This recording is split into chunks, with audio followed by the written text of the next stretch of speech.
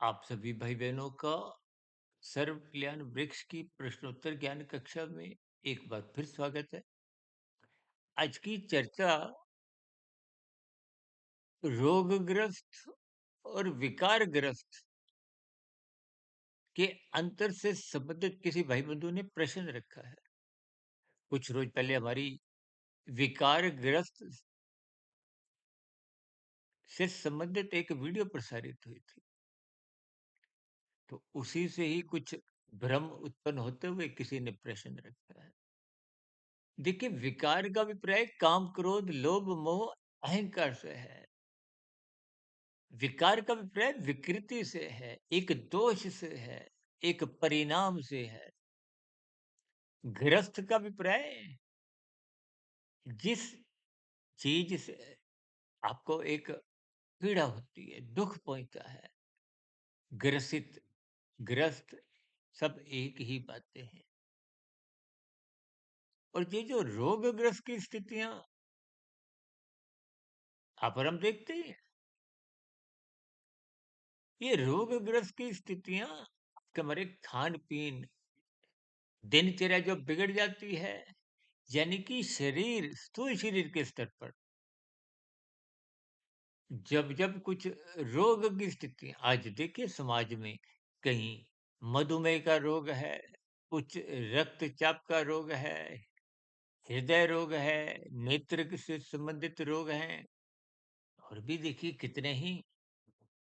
अस्पतालों में जाओ तो आप स्थितियां स्वयं ही इनका बोध कर सकते हो। अस्पताल में तो कई कई स्थितियां ऐसी देखी गई कि मनुष्य को ग्लूकोज द्वारा एक नली के रूप में तली एक तरल पदार्थ दिया जाता है।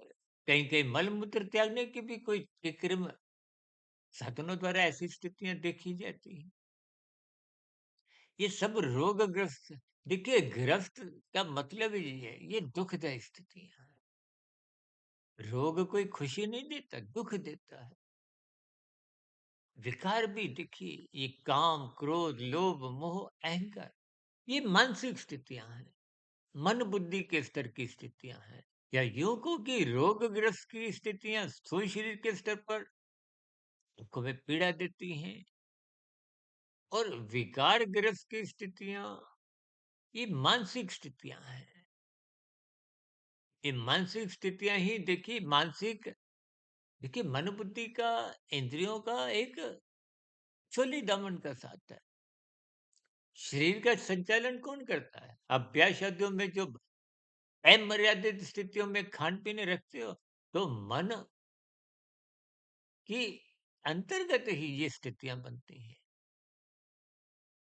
बिना मन के चाहे आपके हमारे हाथ, देखिए आप रसगुल्ला एक खाओ, दो खाओ, मन आपको छूट देता है तभी खाते हो।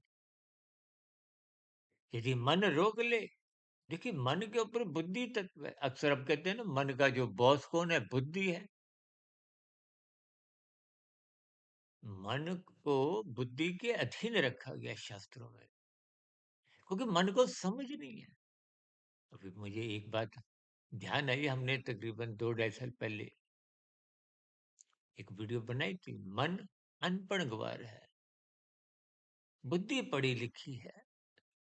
अब पढ़े लिखे इंसान को तो आप समझ ही सकते हो, लेकिन आज स्थितियां, देखिए एक बार हमने वीडियो बनाई थी कि आत्मा परमात्मा का पूरा एक, देखिए आजकल तो हम प्रत्यक्ष आपसे बात रखते हैं।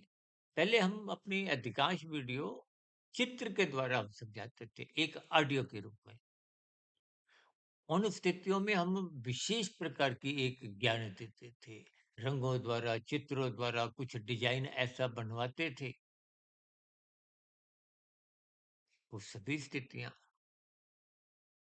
देखिए जैसे जैसे मेरे मन में कुछ कल्पनाएं होती थी कि इस बात को ऐसे समझाया जाए, इस ग्रंथ की बात को ऐसे समझाया जाए, तो हम वैसा ही कुछ चित्र बनाते थे। और अक्सर उन दिनों हम लिखते थे कि वीडियो को आरंभ से अंत तक सुने, और चित्र विशेष पर अपनी नजर टिकाए रखें। देखिए, मन जब तक बुद्धि के अधीन रहता है, अब बुद्धि कब उस पर नियंत्रण रख पाती है? जब बुद्धि को खुराक मिलती है। किसकी? सत्संग की। सत्संग की खुराक निरंतर बुद्धि को मिलती है, तो बुद्धि सात्विक बनी रहती है। सात्विक बुद्धि में विवेक शक्ति जगती है। वो विवेक शक्ति ही मन को नियंत्रित रखती है। ये नियंत्रण की स्थितियां ही भगवान श्री कृष्ण जी ने गीता में अर्जुन के रथ के 5 घोड़ों की जो लगाम है अपने हाथ में रखी। यानी कि आप गुरु के अधीन में रहो, अनुशासन में रहो, शास्त्र सम्मत स्थितियों में अपने जीवन को व्यवस्थित रखो।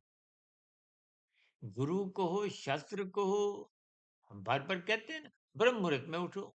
तो ब्रह्म मुहूर्त, गुरु, शास्त्र ये सब देखिए ब्रह्म मुहूर्त में ही गुरु की बातें समझ में आती हैं, शास्त्रों की बातें समझ में आती हैं। दिन में राजसी स्थितियाँ होती हैं। बाहरी गुणों के प्रभाव को आप नज़रअंदाज नहीं कर सकते। इसलिए हम पिछले लगभग देखिए, यूँ तो मैं पिछले लगभग 30-31 वर्षों से 1 डेढ़ 2 बजे उठने की एक प्रक्रिया से एक स्वभाव संस्कार सा बन गया।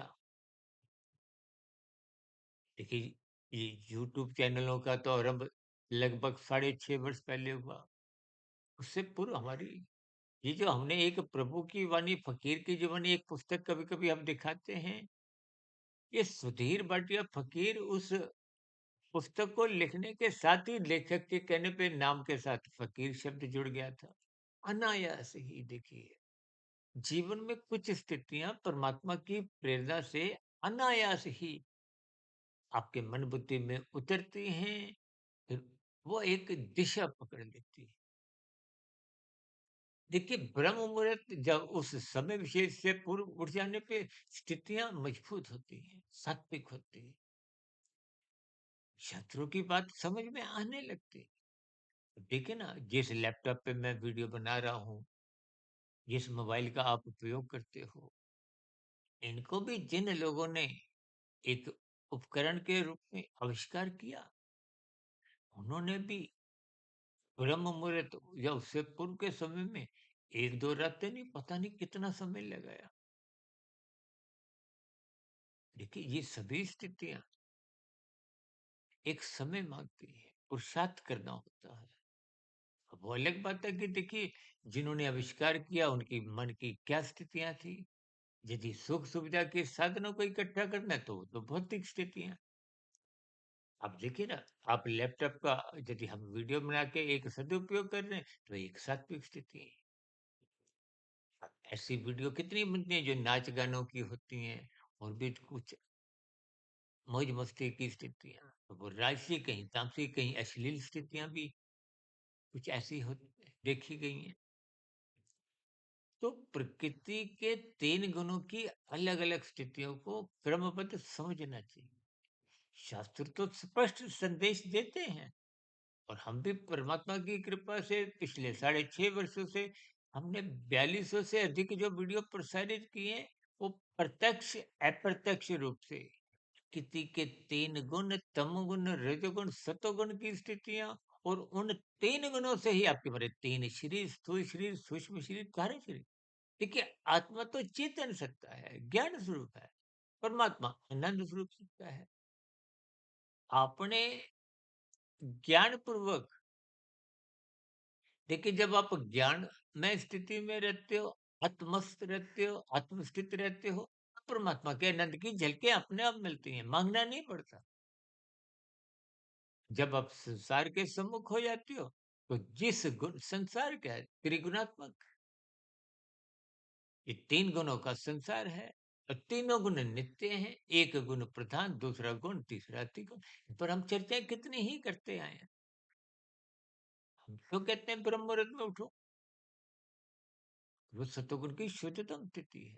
सूर्य निकलने से पूर्व के 2 घंटे 40 मिनट और उससे और जल्दी उठ जाते हैं, तो वो आपका ब्रह्म मुहूर्त 2 घंटे 40 मिनट से 3 घंटे हो जाएगा, साढ़े 3 घंटे, 4 घंटे, 5 घंटे, 6 घंटे।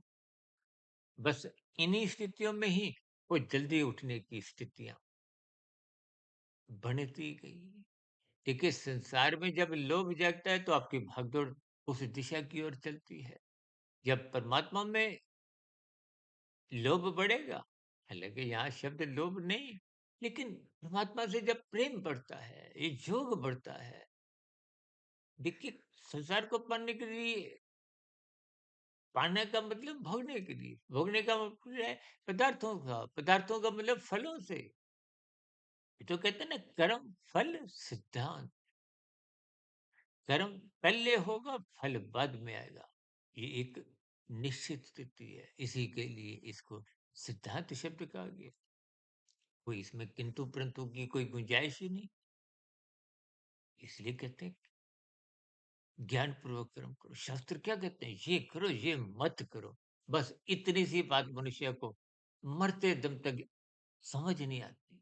ज्ञान के अभाव में, सत्संग के अभाव में, ब्रह्म मुहूर्त में सोए रहने के कारण स्थितियां फिर सही सही समझ नहीं आती। जब समझ में आ जाती हैं तो फिर कर्म फल से भी ध्यान हटते हुए फल की इच्छा नहीं रहती, ज्ञान पूर्वक वैराग्य जग जाता है। तो फिर वो योग की स्थितियां, कर्म योग, ज्ञान योग, भक्ति योग की स्थितियां बनती हैं। अब संसार को पाने के लिए आपकी भागदौड़, अभी तो ये देखिए भागदौड़ हो के परिणाम स्वरूप मन बुद्धि में 5 विकार, काम क्रोध लोभ मोह अहंकार। हम तो देखिए इन विकारों को भी त्रिगुणात्मक स्थितियों से जोड़ते हैं। अहंकार को सात्विक स्थिति से, काम, लोभ ये राजसी स्थितियां, क्रोध और मोह ये तामसी स्थितियां हैं।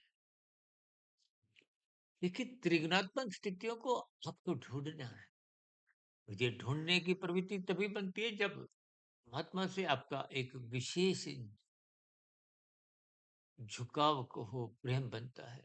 अन्यथा संसार की स्थितियों में पदार्थों के प्रति मोह ममता, फिर जीवन में राशि स्थितियां, और राशि स्थितियों पे यदि सत्संग का नियंत्रण नहीं है तो फिर रजोगुण तमोगुण में जाता है कि पड़ोसी है। इन स्थितियों को ज्ञान पूर्वक समझिए